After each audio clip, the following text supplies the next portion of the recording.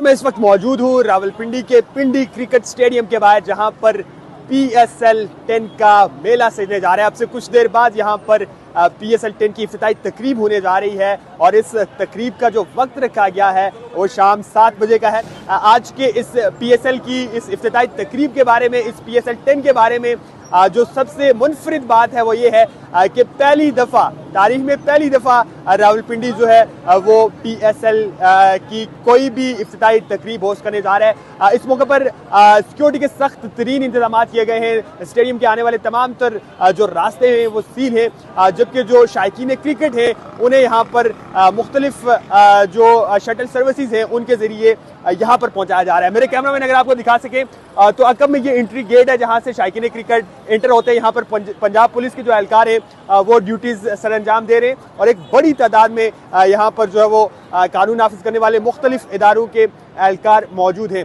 Security पूरी तरह से कॉर्डन ऑफ है और जाहिर है जब PSL की बात हो, PSL 10 की बात हो और बड़े बड़े क्रिकेटर्स की बात हो तो फिर जो एहलियान पिंडी है वो आपको पूरी तरह से जोश और जज्बे में नजर आते हैं। और हमारी यहाँ पर जब शायकीन क्रिकेट से बात हुई तो उनका भी यही कहना था कि वो बहुत ज़्यादा पुरजोश है।